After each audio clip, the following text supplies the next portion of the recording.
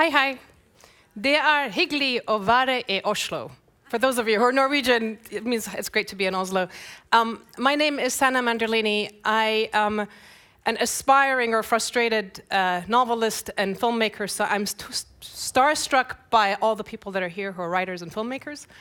I come from a family of tone-deaf people, so I'm in awe of anybody who produces music and can dance and sing so beautifully, and especially Masa Vahdad, who's my compatriot, and almost in tears that she cannot perform in Iran for our own country.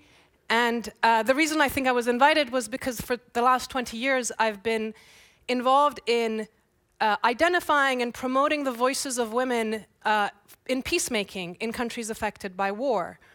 And I run an organization called ICANN, and we now work very much in the Middle East, North Africa, and Asia with women who are really at the front lines of working against both extremism and militarism.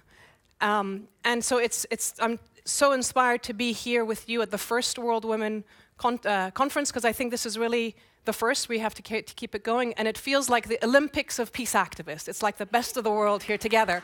So we're going to take it everywhere. I have the honor of introducing and having a conversation with Hina Jilani, who's one of the foremost world, I think, experts on human rights, and as a lawyer, she's been involved in not only fighting for human rights in her own country, Pakistan, but internationally. She has stood up for the rights of human rights defenders and women globally. She's worked with the UN. She's now working across South Asia with women lawyers. She founded the first all-women law firm in Pakistan. So it's a joy and a privilege to be having a conversation with her, and of course with Gro Harlem Brundtland, who was the first Prime Minister of Norway, and who not only started life as a doctor and then went into politics, but and also became a global climate and environment specialist. But she transformed the way Norwegian women have been able to engage in public life by changing policy. So it's really my privilege, and I hope you have fun with the conversation. And I think if there's time, maybe people can ask questions too, but we'll see. I wasn't told to tell you that, but.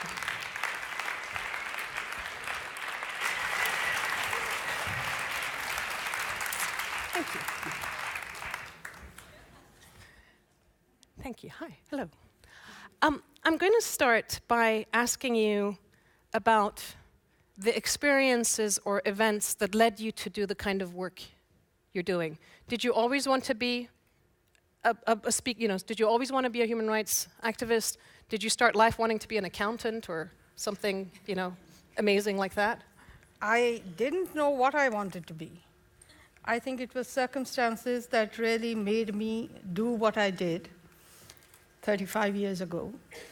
The only thing that I can perhaps say is that it was the times, and the event, if you call it an event, was where there was a very repressive military rule in Pakistan, which had adopted Islamization as the slogan to legitimize its existence in the governance in Pakistan. And in that process of Islamization, they had produced an environment which was extremely harmful for women. All the social deprivations that women were fighting against were reinforced. I was a lawyer, a young lawyer at that time. I must say that it was even before this time that my work with, for instance, political prisoners had started because of my family environment. My father was a politician in the opposition in Pakistan to military rule, and had several periods when he was, during my childhood, in prison. So the environment was there. And I thought that if I'm a lawyer and I'm looking at women suffering because of certain discriminatory laws, and a mass of women were being sent to prison at that time, I think it was only natural for anybody who feels outraged and wants to do something about it rather than just vent grievances. That was natural time for me, being a lawyer, being a woman, being a human rights conscious person, to go into what I did. Thank you.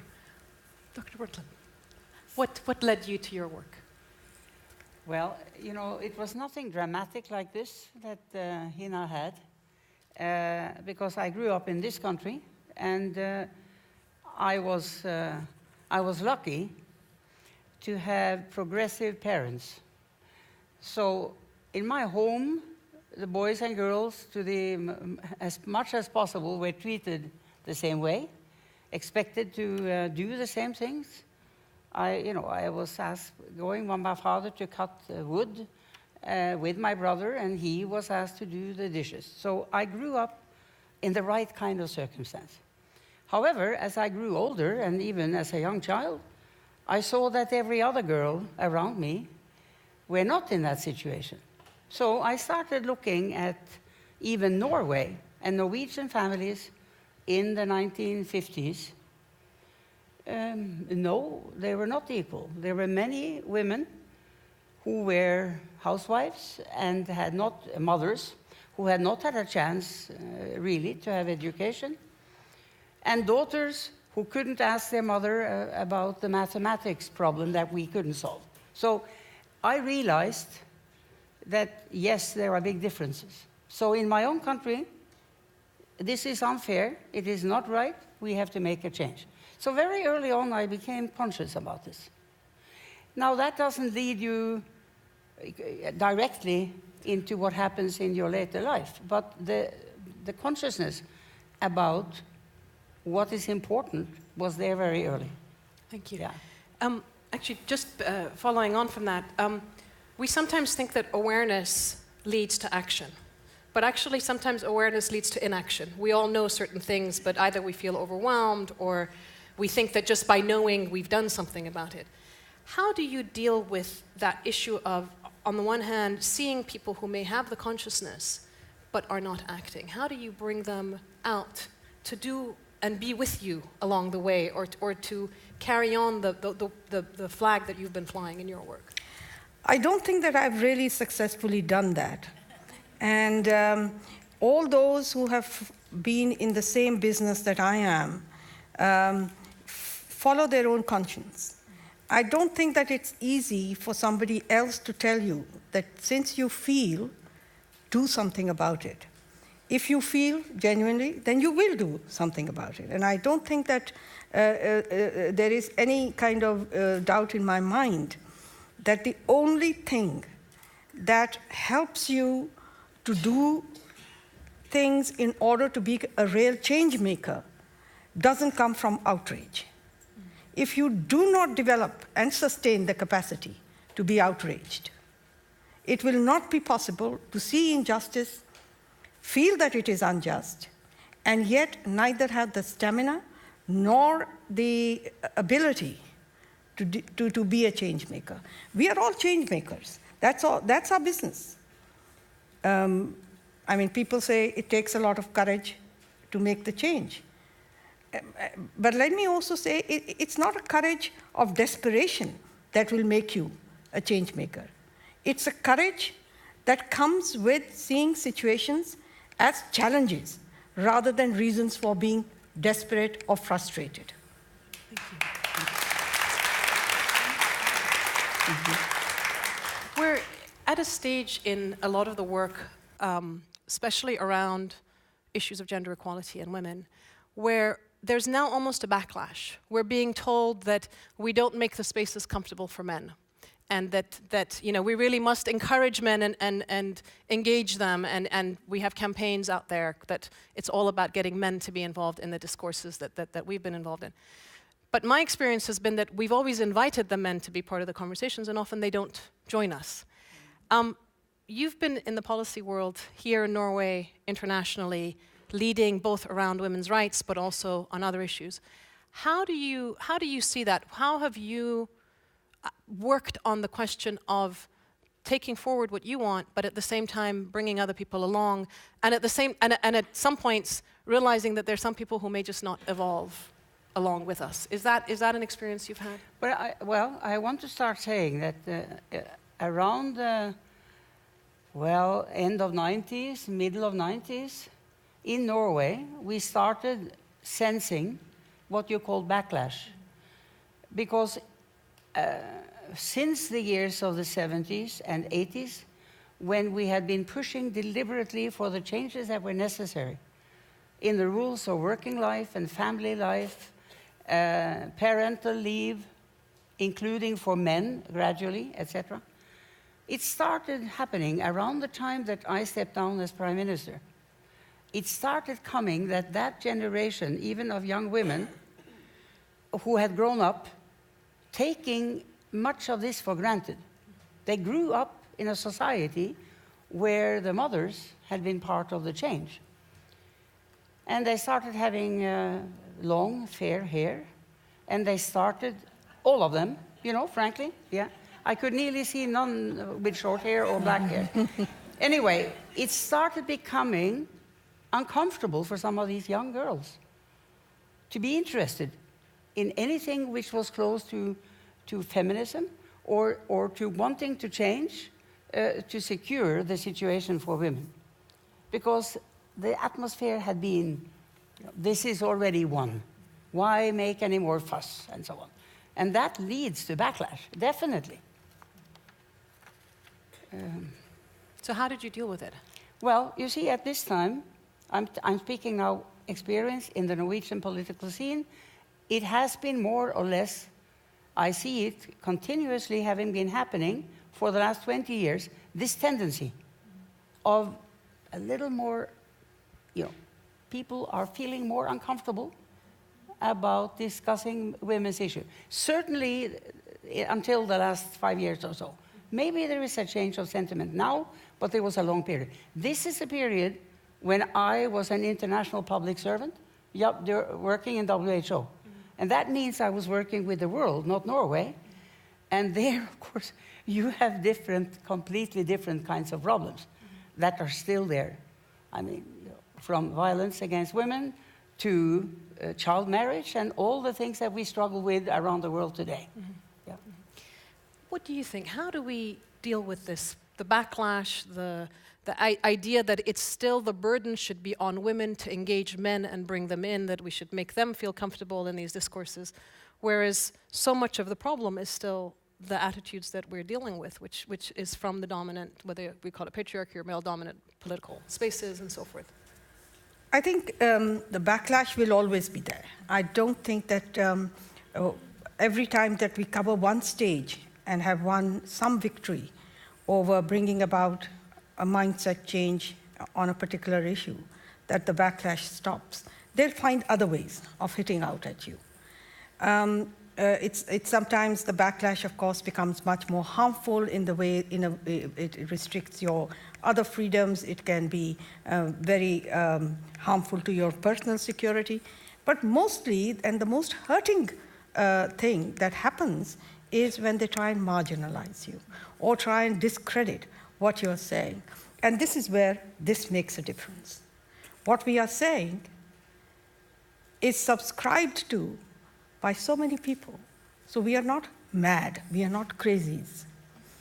I think confidence in what you're doing is one of the most helpful things. But don't be overconfident. We can make mistakes. We have had several failures of strategy and then found the right one or are still looking for the right one. But I think the important thing is that every time you have a setback and feel that something you've done has not been the right thing, other ideas will emerge. The trick is to always keep feeling that this has to change. Now, how we do it is a constant struggle to find the right way to do it. And that's a struggle that's worth investing in. And I think that's what we are all doing. None of us have found heaven yet. But we are still looking for a heaven where men and women are equal and where those who are opposing the ideology of equality and non-discrimination will be the crazies. Inshallah.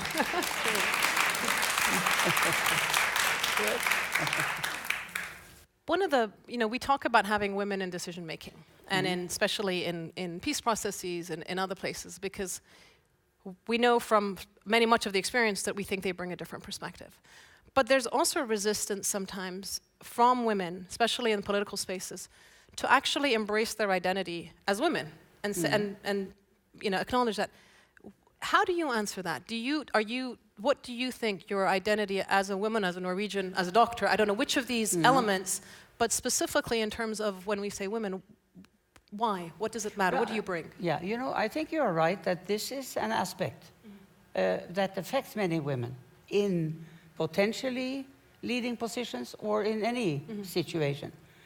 Now, when I think about my own, you know, since I became deputy leader of the Labour Party when I was 36, even more than when I became minister a year before, the identification about being a representative of the party became the most important aspect. And even the year before, when I was minister, I was very clear in my mind that I was representing the country across the country and internationally on behalf of my country, working on the environmental issues, which was my portfolio. So it's clear that you have to be able, and I have tried during my life to be able to keep these two thoughts in my mind, because women are underrepresented, need to be brought forward. I have to be able to combine being a woman, you know, change maker, and also being fully a leader that answers to the whole. It's a difficult balance because some people go very far. You know, when I spoke with Margaret Thatcher in 1986, personal conversation, I said, what are your plans and strategy to get more women into your government?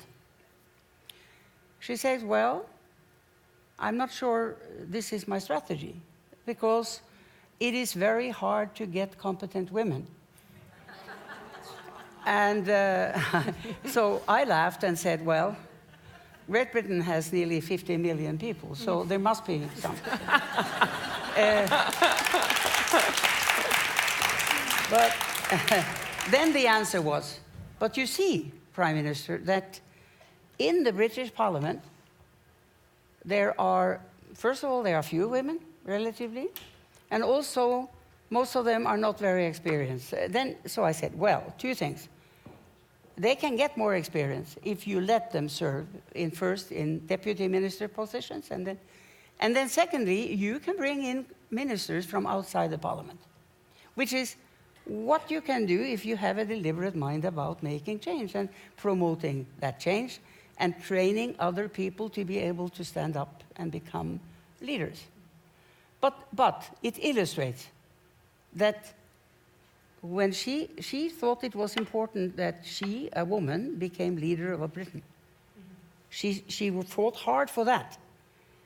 But having become Prime Minister, she was Prime Minister and she forgot she was a woman. And she put it aside completely, I think, in her own thinking. It was not part of her portfolio anymore, because the important thing was that a woman, she, had become Prime Minister. Thinking about the future of the country and bringing up others so that you can really make a change, I don't think it was on her mind. Thank you. What about you? How do you see your identity? I'm women? a woman, definitely. I don't see any way to escape that. But I think that my being a woman has gone along with other identities that I have in the struggle to achieve something as a human being. So that's very important. But I just want to tell you my own experience with the kind of mindset we have about women in leading positions. I've been asked many times to be on the bench in Pakistan, and had to refuse, largely because, not that I don't want to be on the bench or I don't respect the judiciary, but because what I do in the field of human rights is something that I want to do and continue with. So they kept, and I kept telling them, why do you pressurize me all the time? They said, we can't find competent women to become part of the judiciary, and there is a pressure to put women in the judiciary. So I looked at that man, that judge who said that to me, and I said, well, seeing what you have on the bench, it must be harder to find competent men.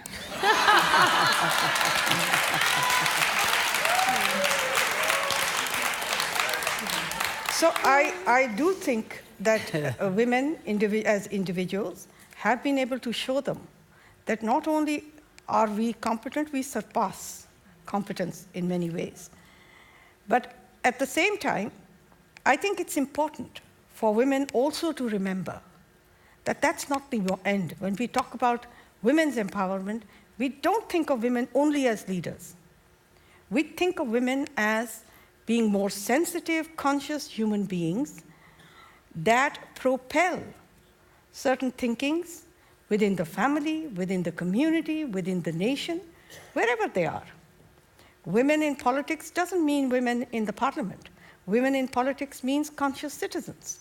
Women as conscious citizens, driving the change and the collective struggle, together with men, to achieve what we want to achieve as citizens and as people living in a world which is still striving to get a world order where justice prevails between individuals, between states, and between citizens of different countries.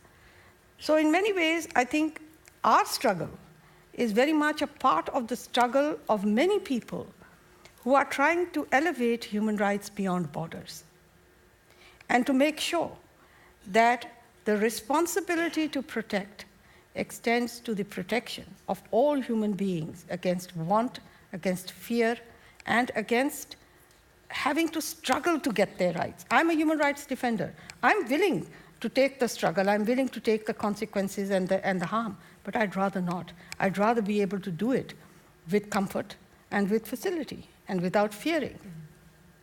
Thank you. Have there been times when, or have there been incidents where you feel you wish you had said something and you didn't, for whatever reason, for political reasons, but have there been particular moments that something has arisen and you think, I wish now I had spoken out and... You know, frankly, no. Oh, good. I do speak out. I started doing it very early, as a child, and I continue to do so. I was sometimes scared when doing it, but I always felt that I had to. And so I think somehow that kind of courage was in me.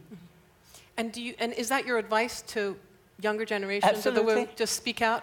Absolutely, because you know, your own identification is very much linked to your own voice, your own statements, your ability or willingness to express yourself. And there's too much timidity around, especially among young people. Sometimes young people, they are so conformist or so scared of being different in any way or saying something that not everybody would like immediately. And it is an important self-identification, I think, to be able to think yourself and to express yourself and to be willing to take the debate that follows after a statement.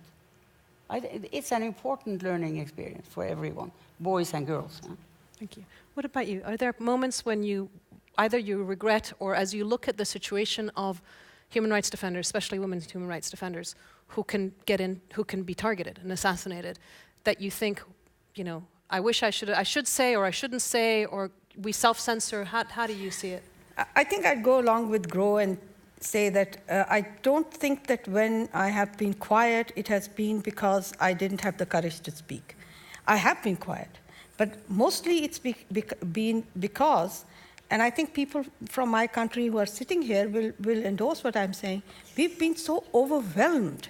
There is a crisis every day of my life that one has to deal with. And there are many that then get neglected. And that is a regret, that there are not enough of us who can make sure that every human rights violation, every person who lives in fear is dealt with, is supported. So I think that's where, and sometimes it's also been where I have not, spoken out. I was not the right person to speak for those issues. And I hope that others took it. So I think it's not always necessary for you to speak. The only thing is you should make sure that where you can make a difference, never be silent. Thank you. Thank you very much. Yeah. We could have, Right. yeah, we could have carried on this conversation endlessly, I think, but it was a privilege and an honor, and I've been told that we have to now leave the stage for the next part. So thank you very much. Thank you. Thank you.